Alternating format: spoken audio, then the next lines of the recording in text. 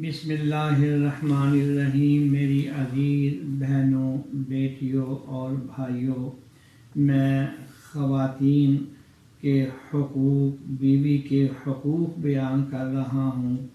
آج حدیث نمبر 25 آپ کو سناتا ہوں کہ جس میں حضرت صلی اللہ علیہ وسلم نے فرمایا، عورتوں کے حقوق میں بھلائی کرنے کی غرض سے میری وصیت قبول کرو، میری بات سن لو، قبول کرو اور عمل کرو کہ اپنی بیگمات کے ساتھ جو ہے ان کے حقوق کی ادائیگی میں ان کا خوب خیال رکھو۔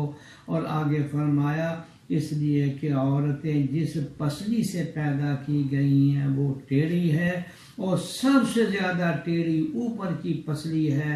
پس اگر تو اس پسلی کو سیدھا کرنا چاہے گا تو وہ ٹوٹ جائے گی، اور اگر اس کے حال پر چھوڑ دے گا تو وہ ہمیشہ ٹیڑھی رہے گی۔ پس تم عورتوں کے حقوق کے سلسلے میں میری وصیت قبول کرو۔ یہ بخاری اور مسلم شریف کی روایت ہے۔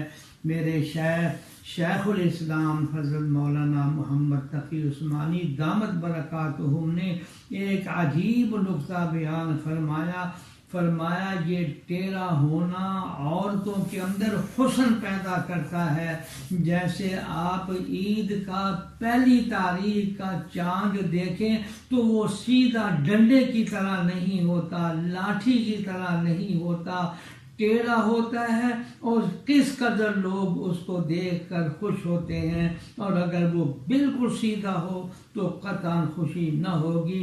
تو فرمایا اسی طرح ان کے ٹیڑھے پن کے اندر بھی اللہ نے حسن رکھا ہوا ہے۔ اور حضرت صلی اللہ علیہ وسلم کا یہ فرمان کہ عورتوں کے حقوق کے بارے میں میری بات، میری نصیحت، میری وصیت قبول کرو۔ اللہ ہمیں قدر کرنے کی، گھر والوں کی، یا اللہ ہمیں خدمت کرنے کی اور ان کی دل جوئی کی بھی اللہ ہمیں توفیق عطا فرمائے، آمین یا رب العالمین۔